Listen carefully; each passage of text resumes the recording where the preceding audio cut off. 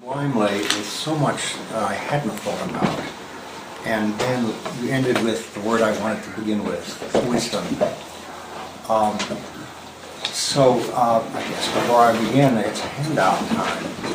So, 3 handouts. The first, 40 years ago by Hannah Arendt, and it is the article which most makes me feel, as Roger said, that 40 years ago, when man landed on the moon, as they say in this,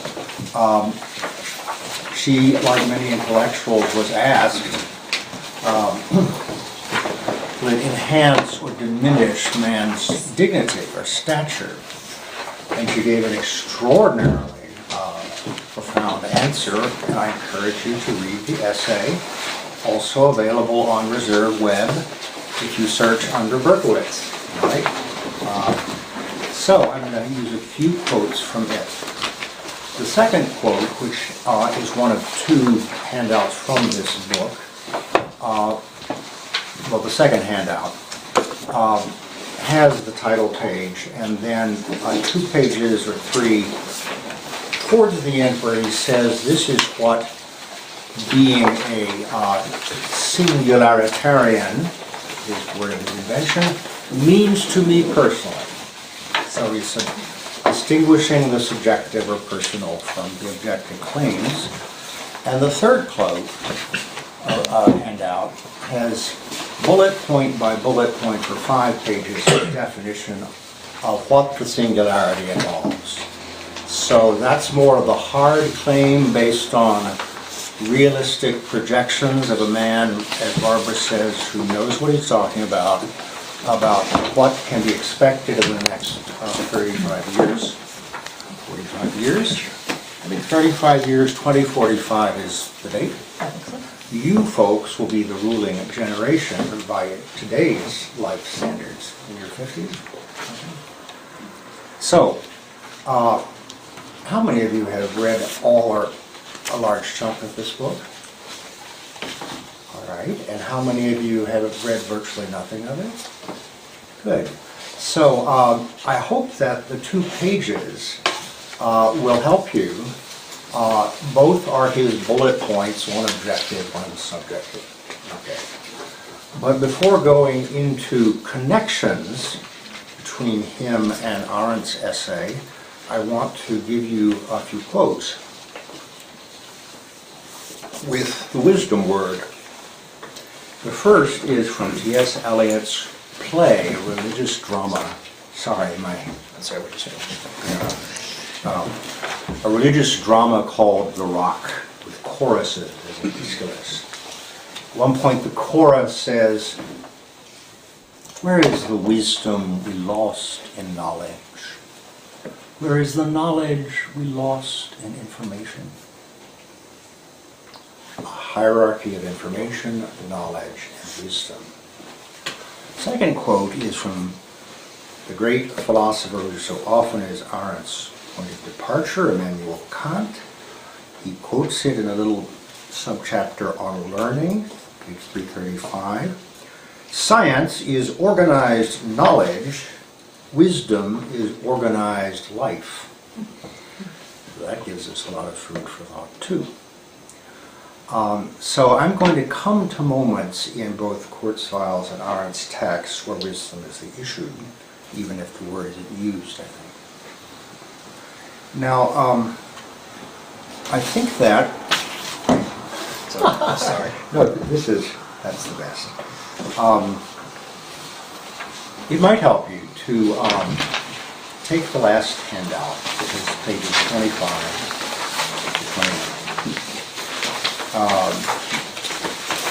And if I can read a few of the bullets that will set up dialogue with Arendt, I think that will get us going. On page 26, Barbara's keyword, language, is the 3rd bullet down. When this singularity, these are points at which we can say the singularity has arrived. When this singularity has arrived, perhaps most important, machines can share their knowledge at extremely high speed compared to the very slow speed of human knowledge sharing through language. He's comparing the advantages of non-biological machine intelligence to human intelligence, which so often, when it is deeply thoughtful, perhaps even wise, expresses itself in language, and indeed slowly. I submit to you that the pairing of slow and fast, rather like the pairing of simple and complex, should be judged on a case-by-case basis. You shouldn't always consider faster better than slower, or more complex better than simple. Wisdom may perhaps be a form of the slowing down of knowledge to something deeply simple. Okay? And in this relative degradation of language from the category of speed, he would be in definite difference from Arendt, if I can find a handout here. On language, page 269, she's been asked, like many intellectuals 40 years ago or so, in the opening line of the essay, she quotes the question sent out, as man's conquest of space, humans landing on the moon, increased or diminished his stature. And in her thinking, which has a great deal to do about what science had become 40 years ago, which in the Bible is a symbol for a very long time, and for Kurzweil even longer, I suppose. But she shows herself perfectly aware of much of what Kurzweil is talking about with electronic brains or computers. So I'm going to read the paragraph on 269 on the right, in the middle, which will end with the language problem. So, do you not have this? Everyone has it. Okay. Oh, you've memorized it. There are other difficulties in conquest of space of a less theoretical nature. Electronic brains share with all other machines the capacity to do man's work better and faster than man. Now, she's saying that. The fact that they supplant and enlarge human brain power rather than labor power causes no perplexity to those who know how to distinguish between the intellect necessary to play good checkers or chess and the human mind. This indeed proves no more than that labor power and brain power belong in the same category, and that what we call intelligence and can measure in terms of IQs has hardly any more to do with the quality of the human mind than being its indispensable conditio sine qua non, condition without which sort of you have to have it, but it's hardly the whole matter. There are, however, scientists who state that computers can do, quote, what a human brain cannot comprehend. Just as Barbara mentioned, we will have goals, Kurzweil claims, which currently we can't even imagine. And this is an altogether different and alarming proposition, for comprehension is actually a function of the mind and never the automatic result of brain power. If it should be true, and not simply a case of a scientist's self-misunderstanding, that we are surrounded by machines whose doings we cannot comprehend, although we have devised and constructed them, it would mean that the theoretical perplexities of the natural sciences, quantum physics and so on the highest level have invaded our everyday world. But even if we remain in the strictly theoretical framework, the paradoxes that have begun to worry the great scientists themselves are sufficiently serious to alarm the layman. Whereas the oft-mentioned lag, this is where we have to use our brain power to deduce the missing letters on the far left, of the social sciences with respect to the natural sciences, or of man's political development with respect to his technical and scientific know-how, is no more than a red herring drawn on this something. It can only divert attention from the main problem, which is that man can do, and successfully do, what he cannot comprehend and cannot express in everyday human language. So, I think it's so good that Barbara began speaking for and about language, giving Kurzweil full credit for thinking about computers and language. And here is Arendt saying that whatever may come in the future, we are already in a condition where the things we have made can do things we cannot comprehend or express in language. So it might very well be the case that part of the Singularity's approach is an increase of this perplexity, and it would be truly disorienting. So we have to be aware of that.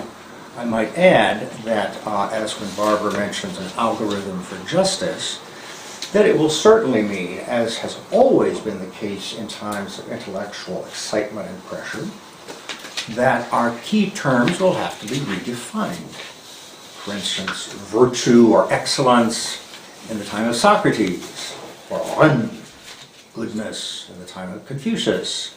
They were doing major redefinitions of earlier, and I might add more sexist, male warrior definitions of virtue or goodness, and they were doing it under the pressure both of social change and an immense intellectual ferment.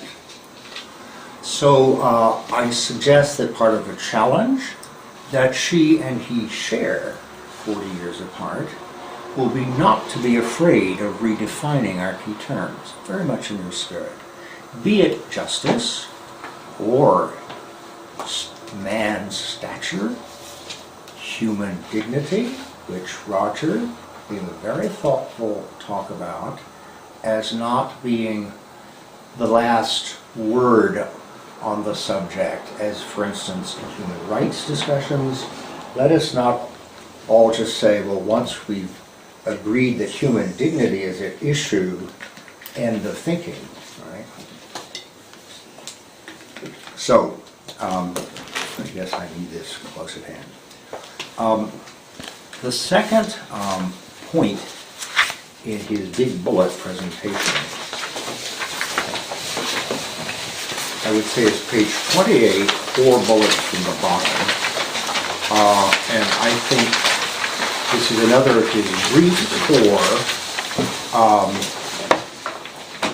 the merging of human and machine intelligence and all the superior features, or so many of the ways in which machine intelligence is superior. He says, once non-biological intelligence gets a foothold in the human brain, this has already started with computerized neural implants, so don't think it hasn't begun. The machine intelligence in our brains will grow exponentially, as it has been doing all along, at least doubling in power each year, rather like Moore's law. In contrast, biological intelligence is effectively a fixed capacity. Thus, the non-biological portion of our intelligence will ultimately predominate. Well, this cannot be anything but scary, but courage is in order, and you are young and therefore, according to Aristotle, courageous. So you will want to think more and more about biological intelligence, as with children learning to read. Now, if I can find another connection, I think I will have done. Well, I'll just mention in passing, without going into it, that in Arendt's article, page 275, she's concerned with limits and mortality. And these might be the terms on which she and Kurzweil diverge the most profoundly. He is not a man who wants limits or mortality to be our last word or the end of our thinking or doing. So she says, well, the speed of light is the best known sure limit now. He says, he refers to something called superluminal experiments or phenomena above the speed of light, and says, well, not necessarily. Don't be so dogmatic. Maybe not. What's the consequence? For her, the speed of light plus the mortal lifespan, biologically given, mean we won't ever colonize beyond our solar system. Okay. Therefore, for her, when we've completely colonized our solar system, we will have, at a new level, reached a known limits. For him, he just wants to bracket that and says, well, I suppose we'll get over the speed of light. Then we'll colonize the entire universe. That will be the destiny of the universe, not just of man. So big difference, all right? Accompanied by living long enough until they can live to teach you to help you to live forever. So I think my final comparative quotation will have to do with mortality.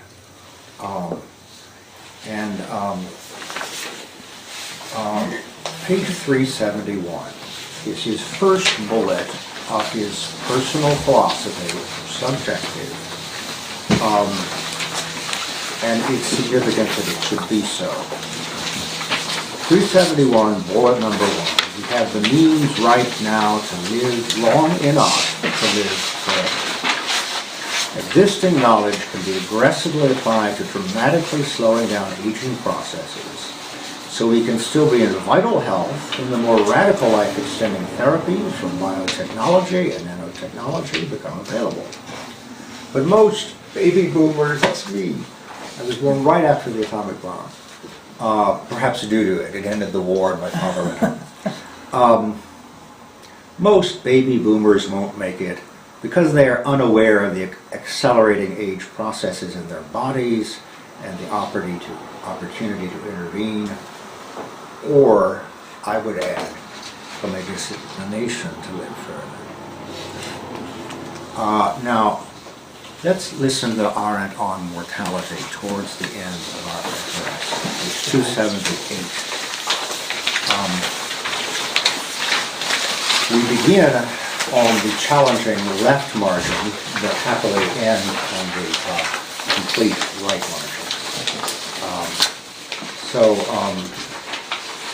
I think that we can deduce that there's a paragraph beginning after, in the middle of page 278, where it says, even if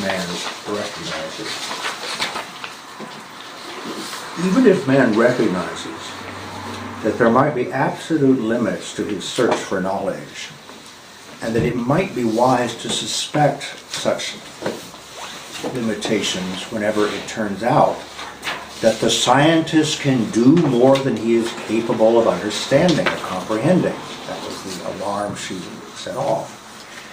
And even if he realizes that he cannot conquer space because of the speed of light limit, but at best make a few discoveries in the solar system, the journey into space and to the Archimedean point, Archimedes said, "Give me somewhere to stand and I will move the earth," meaning with his recently discovered lever. It's all monosyllables. Dos, moi, pu, sto, kai, ten, game, tineso. So it's the way scientists doesn't think of itself as human, but as outside the earth, the Archimedean point. With respect to the earth, the journey into space and to the Archimedean point with respect to the earth is far from being a harmless or unequivocally triumphant enterprise. It could add to the stature of man inasmuch as man, in distinction from other living things, desires to be at home in a territory as long as possible. In that case, he would only take possession of what is his own, i.e. the solar system, although it would have taken him a long time to discover it. These new possessions, like all property, would have to be limited. and once the limit is reached and the limitations established, the new worldview that may conceivably grow out of it is likely to be once more geocentric and anthropomorphic. Although not in the old sense of the earth being the center of the universe and of man being the highest being that is, it would be geocentric in the sense that the earth and not the universe is the center and home of mortal men. And it would be anthropomorphic in the sense that man would count his own factual mortality among the elementary conditions under which his scientific efforts are possible at all. Which is why she ends on the next page, the last sentence. If they, the scientists conquering space, should reach this Archimedean point, the stature of man would not simply be lowered by all standards we know of, but have been destroyed. Now, I want to end with the thought that if Arendt were at this table, this is her desk, she would also say that the wonder about humans is not their mortality, their natality, their ability to give birth, to be born and to give birth, and each human born is potentially capable of thinking or doing something new. This gives her joy, love of the world. And therefore, if Kurzweil has launched us on this enormous challenge to think about something new, I think in that sense she would be his best conversational partner. She would not stop thinking. She would say, all right, I accept your challenge. I will try to rethink my definition of human stature, of mortality as a defining limit, of the essential separateness in nature or ontologically of machine intelligence and biological intelligence, or machine intelligence and human intelligence. Whatever else, she would take his challenge as an occasion for rethinking the matter. That's great. Okay. Thank you.